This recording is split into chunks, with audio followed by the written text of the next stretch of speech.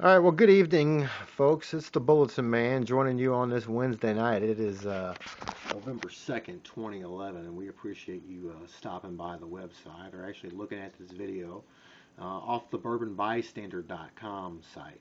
I've promised the citizens of Bourbon for a long time, and basically we thought this would go down in October. I thought I could get the documents a little bit quicker.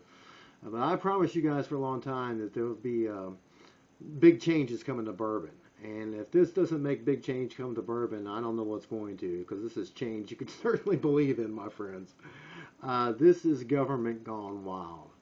And God bless the mayor and the city council there at the City of Bourbon, but I really don't think they're working out and looking after your best interest. I think there's a lot of just us and very little justice. And I plan on running for office down here. That's why I've moved into the area. That's why I've started the bystander, and it's a hard row to hoe. It really is. A lot of folks are terrorized of what's going on in this county. I've taken out numerous ads in the local papers about law enforcement corruption, and there's big problems there too. But this evening, I'm going to share with the citizens of Crawford County, particularly Bourbon, but citizens throughout the county are paying for this because this all originates and starts with the Crawford Electrical Cooperative, which is, folks, everybody's got an electrical meter. You got a stake in the co-op. So that's who helped the BCDC get started. And I'm going to review this file via video. I've been trying to figure out a way to get it up on the website. It's in a PDF file from the state of Missouri. And I haven't been able to do that yet. I actually have the ex-wife working on that. And we hope to have the entire file up on the website, which is bourbonbystander.com. But this is it right here, my friends. This is my ask for what they call sunshine law request. And I talked to Debbie Rakes, who's the Secretary Treasurer of the BCDC last Thursday, or Wednesday or Thursday, and asked her if she's going to show me the file, which we asked for at the City Council meeting on August 16th, and spent 20 minutes on discussing this whole situation at the City Council meeting, and we have that on video. That is YouTube. I believe it's labeled Bulletinman at Bourbon City Council. You can check that out on YouTube. And we're going to go back through there and make some notes on it where we caught him lying to us. This is like I said, my Freedom of Information request, and then we're going to go down here to the heart of the matter. The heart of the matter, folks. Why didn't the city of Bourbon buy this property as opposed to this corporation being formed called the BCDC? The city had been interested in the property since 2001 when it came up for sale. When the MoDOT decided they didn't need to have the shed there in Bourbon anymore. And they sold the city hall. They had a city hall given to them somehow. That's a pretty shady deal too. It was given to them from the bank, Town and Country Bank, I believe, and it went through the BDA, which is the Bourbon Development Association at the time. And then that sold to Patients First, and they went behind a local real estate agent's back and caused her to lose a sale. And they sold that City Hall for $140,000 is what I'm thinking. And we also know they had money left over from the fire in '97, which destroyed City Hall and the police department. The highly suspicious fire, may I add. And now you have this, the great BCDC land grab. This BCDC is a group that was formed on August of 2006. Leonard was at least on the city council at the time.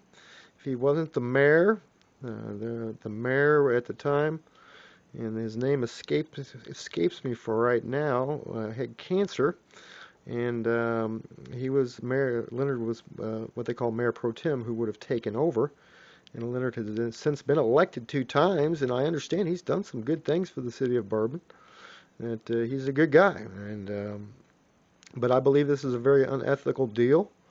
And if you folks in Bourbon don't have a problem with it, well, then I don't know what else you'd have a problem with. Maybe the police wouldn't have to give out so many tickets in town, and wouldn't have to be harassing citizens over cleaning up their yards and threatening them with fines and trying to get businesses to take down advertisement and won't put up yard sale signs and driving around in their brand new police cars. Because had the city of Bourbon bought this property, like they should have, as opposed to the mayor's organization that he formed to buy the property, which we cannot find any records for this organization, and we've asked repeatedly. If the city of Bourbon could have bought this property, well, then all this could have been put down. All the city operation could have been put down there in that shed, and they still would have had a couple acres to develop. Now, another problem we have with this, and let me get down over there to that, is this property. We asked them at the meeting we went to in August whether or not the property had been put out for bid, and they thought that it had been. But this is from Tom, who's the inside guy at MoDOT, who Mayor Armstrong, or businessman Armstrong, or head of the BCDC Armstrong, had been talking to these years. Tom, my thoughts, Steve, and Steve's over at MoDOT. Without going to public bid, we should get a higher percentage, something like $150,000. And I believe the way the law reads in Missouri, which is a travesty and should be changed, is that anything under $150,000 they don't have to put out for public bid. But if they put this out to public bid, which you would think they would, I'm sure this property could have brought more than $151,000. And which, by the way, is what the BCDC paid for this by borrowing money from the Bank of Sullivan as opposed to People's Bank or Town and Country Bank. So much for shopping local, huh?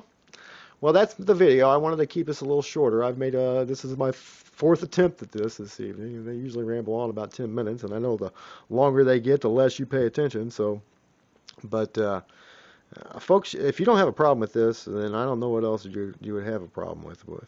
I guess they can just go ahead and do what the heck they want to do. But by forming a corporation that will not show its books to inquiry minds such as myself, and then buying this land, selling off a part of it to a Dollar General store, which directly competes with some businesses in town, and does not bring any other additional revenue into town. I mean, there's a Dollar General store in Sullivan. There's one in Cuba. The Dollar General store was no big deal. It wasn't like it's a Holiday Inn and a gas station next to it, or a restaurant where you could actually pull people off the highway and bring some business and some revenue into town. No, they sold a BC, and now I understand also Leonard's going around trying to ask other businesses in town to come over to the BCDC property to rent from him. That's what the mayor is doing for economic development for the city of Bourbon. So I don't know, folks. It's up to you. I don't really actually live inside of Bourbon, so I really don't have much say. I got some friends in Bourbon, and I got an advertiser in Bourbon, so yeah, I got a little stock in the whole matter. But my goodness gracious, citizens of Bourbon, you've been taken for a ride, because the whole deal with this is they got to take over Route 66 in order for this deal to go down, and the citizens of Bourbon are paying for that. You're also paying for the survey, and you're paying for the repaving of the highway, and the BCDC is getting tired of the most valuable piece of property in town. If that isn't insider trading, I don't know what is. Well, God bless you. It's 9 minutes. I cut a minute off it, so we'll see you real soon. And as always, we ask you to tell a friend about the Bourbon Bystander, if you would. God bless you.